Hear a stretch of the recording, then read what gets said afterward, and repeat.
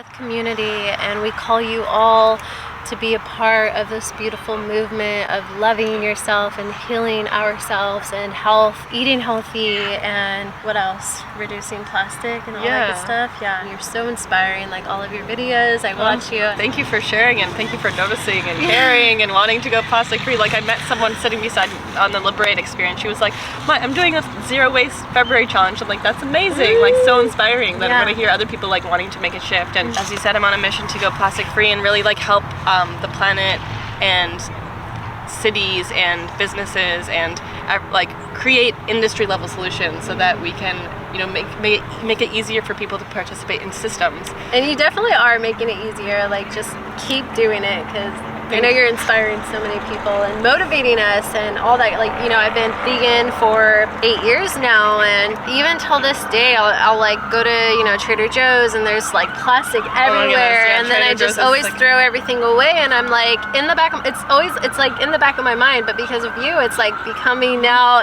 like in front of me, and I'm like, close your eyes anymore. Yeah, and I'm like, okay, how could I make it easy? So what are some of the steps that like you would tell someone who's just starting off, like, what are those dummy books to go plastic free? What are some steps? Yeah, number one, just carry a reusable water bottle, number one, because you want to hydrate beyond the plastic. We want to nourish our bodies. And then going package free, like especially with produce. So like produce is number one. If you can get your vegetables out of plastic, you know, no one's perfect. I've been using more plastic than I used to in the past, because, you know, I went through a big journey. Like, I was super depressed when I like got in a motorcycle accident in Mexico, and, you know, all these other things, you know, just life, breakups, you know, falling in love, breaking up, and so many different things, corruption, violence, you know, like all the things that this planet still has wakes you up. And so, you know, I found myself in Mexico creating all this medical waste, and I felt so bad about it, you know.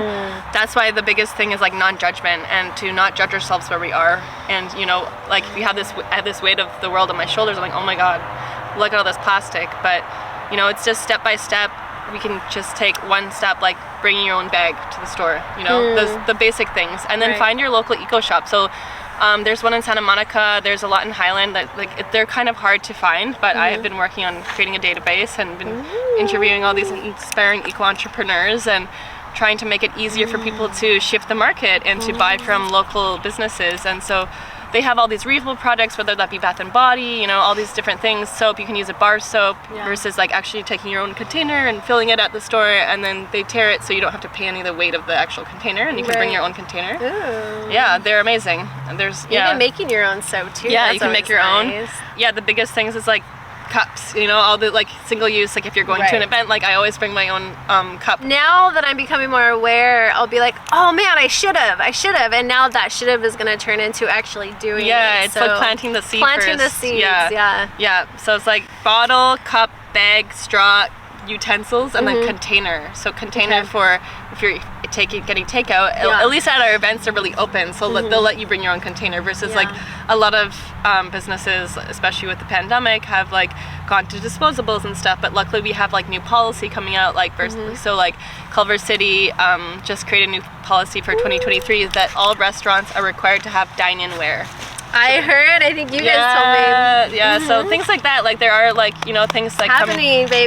There are changes, and we just have to put that momentum forward and keep doing what we're doing, and you know, and it's just taking that consciousness first, you know, maybe picking up a piece of plastic, you know, of some trash, and you know, there's everything in your life you can pretty much switch, like almost everything, except for like medical waste, but like, you know, bamboo toothbrushes, you know, stainless steel straws, like everything can be switched. And it's like actually really liberating, because also it's like minimalism. I see that you're getting rid of, you know, you're letting, I don't want to say getting rid of because I don't like that term, but like you're letting free, and you're giving this a second home, a second life to these clothes for other people. And it's a beautiful thing, because once we can learn to become like more minimalist, then we don't need all these things. And you know, we're just constantly bombarded by this need to consume, you know, and I fall into that trap myself, you know, okay, I want another kombucha, or I want this, or, you know, whatever it may be, you know, and we don't need all of that. And once we come back into our center, into our hearts, we realize that like we are the source of our happiness, you know.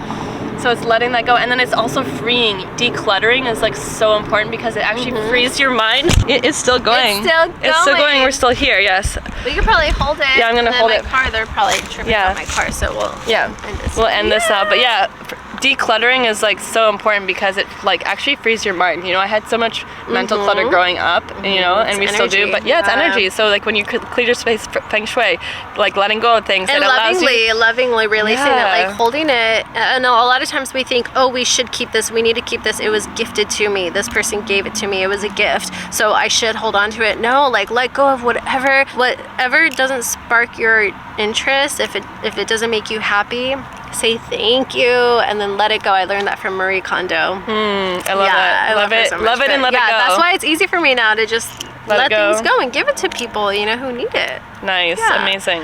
Yeah, let's just end it there. Love it and let it go. Love it and let it go. Lovingly releasing let it go. it. Releasing old feelings, negative energy, bringing the new life. 222, 2022. Aho. Aheguru Satnam.